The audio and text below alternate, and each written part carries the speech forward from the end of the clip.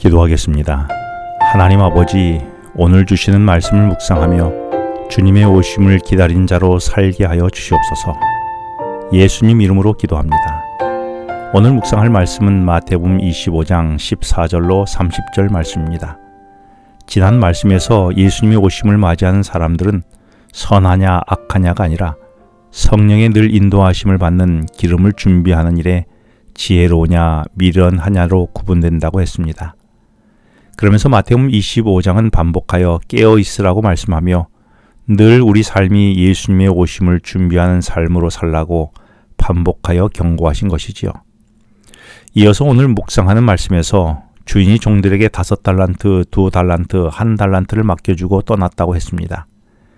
이는 주의 오심을 기다린 사람들이 어떻게 살아가야 하는지 말씀해 주신 것인데, 이는 무료하게 주의 오시는 날을 손꼽아 기다리는 삶이 아니라 부지런히 오늘 내게 맡겨진 일을 하면서 주의 오심을 맞이하라는 메시지가 달란트의 비유에서 가르쳐 주고 있는 것입니다. 그래서 14절에서 천국은 어떤 사람이 타국에 갈 때에 종들을 불러 자기 소유를 맡김과 같다며 주인이 종들에게 소유를 맡겼는데, 이는 15절에서 각각 그 재능대로 맡겼다고 말합니다. 그래서 어떤 사람은 5, 어떤 사람은 2, 어떤 사람은 1달란트를 맡겼다는 것이지요.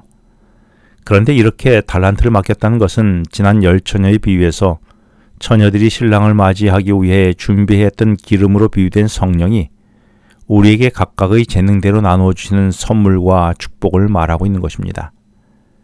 이를 고린도전서 12장 8절로 11절에 보면 각각의 재능에 따라 성령이 어떤 사람에게는 지혜를, 어떤 사람에게는 지식을, 어떤 사람에게는 믿음을, 어떤 사람에게는 병 고치는 일을, 어떤 사람에게는 예언을, 어떤 사람에게는 통역을 주셨다고 했습니다.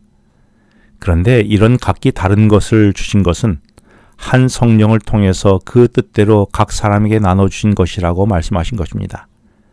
이처럼 주의 오심을 기다리며 마지막 때를 살아가는 우리는 성령이 우리에게 각각 맡겨주신 일에 최선을 다해 일하면서 살아야 한다고 말씀하신 것입니다. 이렇게 살아감으로 10처녀의 비유에서 신랑이 언제든지 오더라도 등불에 기름이 떨어지지 않도록 기름을 준비하는 삶을 살아야 했던 것이지요. 그렇다면 이처럼 성령과 성령이 주시는 선물을 어떻게 받을 수 있을까요?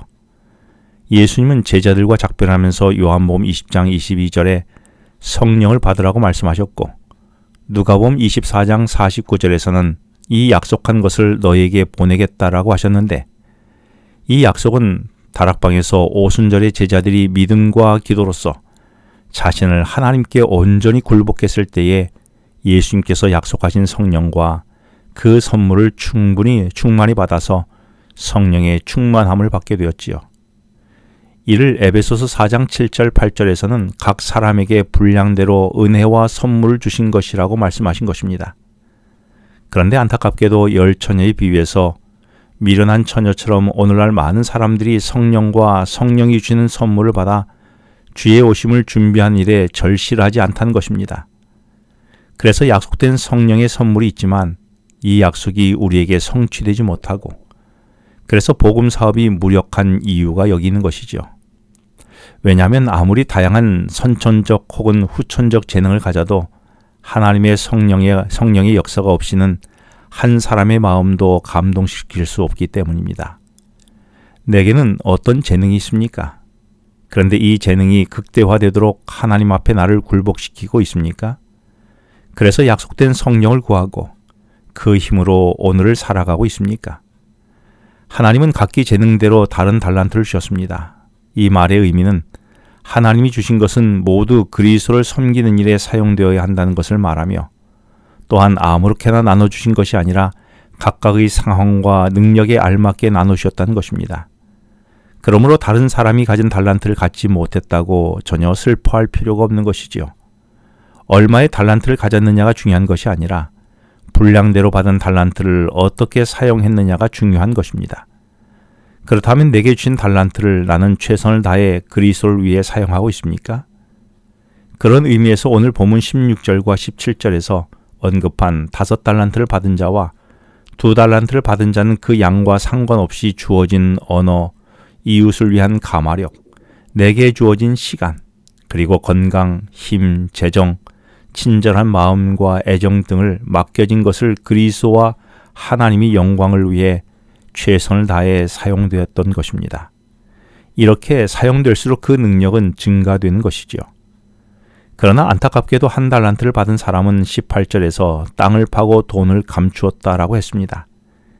이는 자기에게 주어진 달란트가 적다고 생각하여 나는 굳이 봉사할 의무가 없고 작은 일밖에 할 수 없기 때문에 아무것도 하지 않아도 괜찮다고 생각한 것이죠. 그러나 이것은 오해였습니다. 아무리 작은 것이라도 내가 받은 재능을 소홀히 한다면 그것은 불성실한 종임을 증명하는 것이지요. 그리고 이 작은 것도 하나님의 선물을 멸시한 것이죠. 결국 내가 받은 재능을 소홀히 여긴 자는 있는 것마저 빼앗겼다라고 29절에서 말씀하십니다. 그렇다면 하나님이 내게 주신 재능은 무엇입니까? 나는 그 재능의 크고 작음과 상관없이 주님을 위해 잘 사용하고 있습니까? 기도하겠습니다. 하나님 아버지, 주님께서 주신 달란트가 무엇이든 작다고 불평하거나 원망 없이 주를 위해 사용하는 지혜로운 자가 되어 신랑을 맞이하는 기쁨을 얻게 하여 주시옵소서. 예수님 이름으로 기도합니다. 지금은 개인 기도 시간입니다. 오늘 주신 말씀을 묵상하면서 주어진 기도 제목과 개인 기도 제목을 놓고 기도하시겠습니다.